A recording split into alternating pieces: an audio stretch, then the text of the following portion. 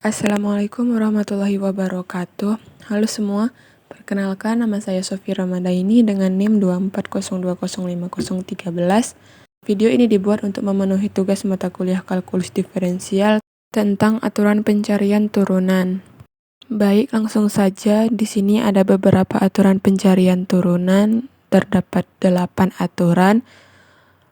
Lanjut ke yang pertama. Jika f x sama dengan k, di mana k itu adalah konstanta, maka f aksen x sama dengan 0. Jadi, turunan dari konstanta berapapun itu, 1, 2, 3, 1000, 1 miliar, turunannya itu adalah 0. Turunan itu selain ditulis sebagai f aksen seperti ini, juga ditulis sebagai dx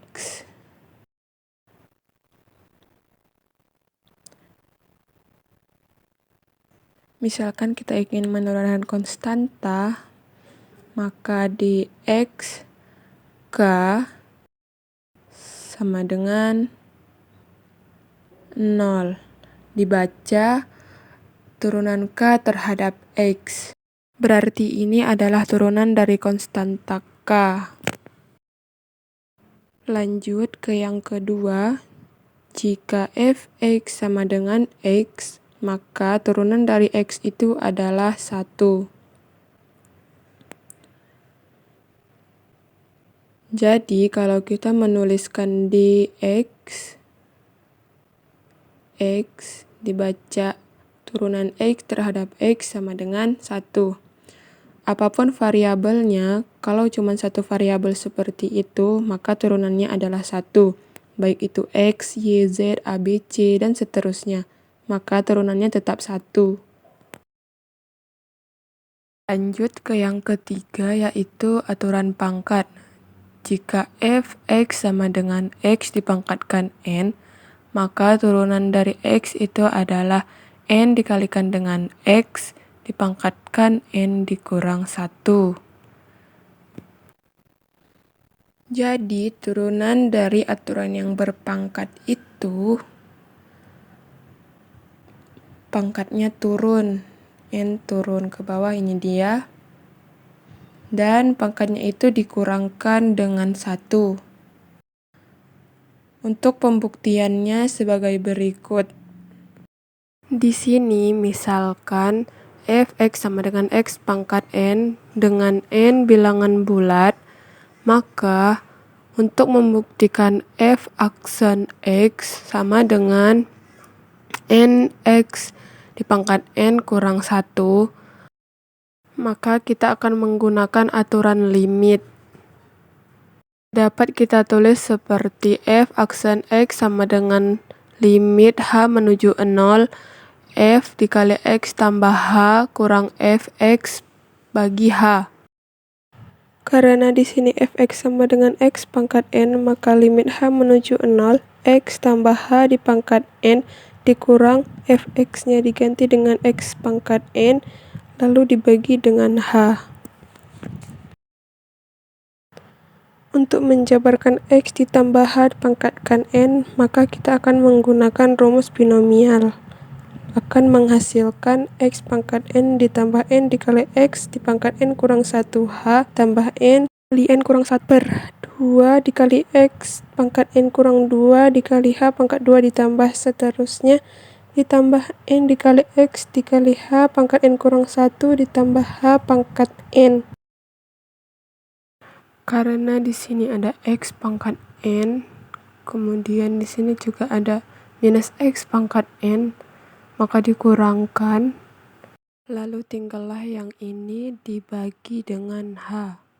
Karena semuanya mengandung h, maka hanya akan kita keluarkan, lalu kita bisa sederhanakan dengan cara mencoret h yang ini dengan yang ini, jadi habis, maka tinggallah yang ini.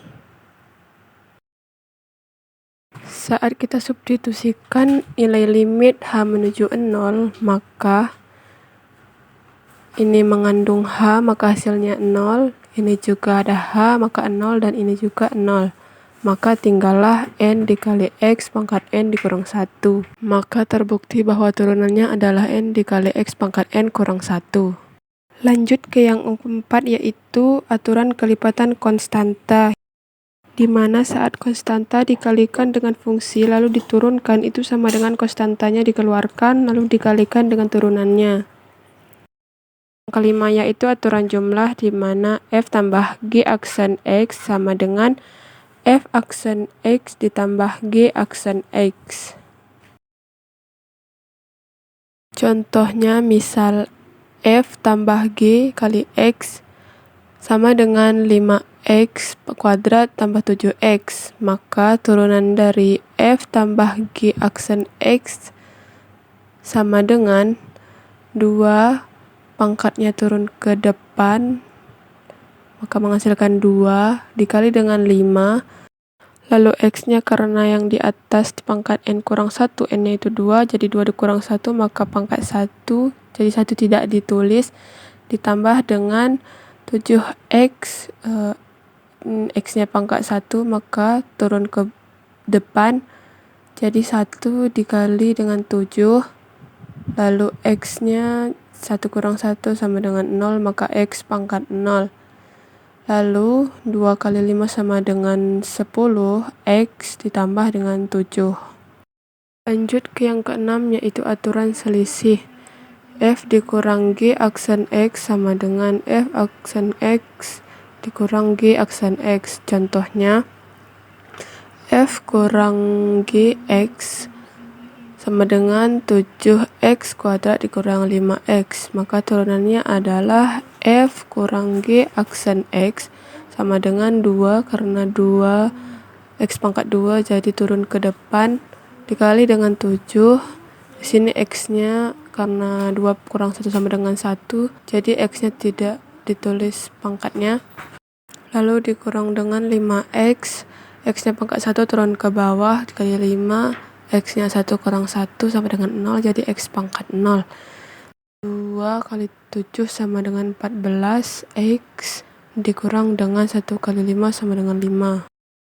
Lanjut ke yang ketujuh, yaitu aturan hasil kali, di mana F kali G aksen, maka turunannya itu adalah F aksen X dikali dengan GX ditambah F X dikali dengan G aksen X.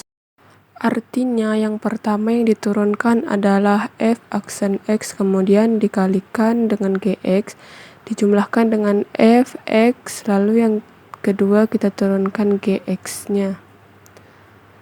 Atau waktu SMA sering dikenal dengan U kali V sama dengan U aksen V tambah V U aksen.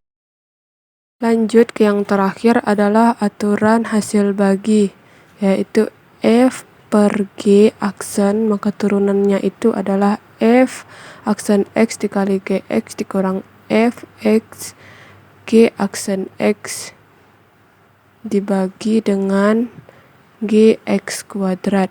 Syaratnya GX tidak boleh sama dengan 0. Atau waktu SMA U per V sama dengan U aksen V dikurang V U aksen per U kuadrat. Syaratnya U tidak boleh sama dengan 0. Sekian, terima kasih. Assalamualaikum warahmatullahi wabarakatuh.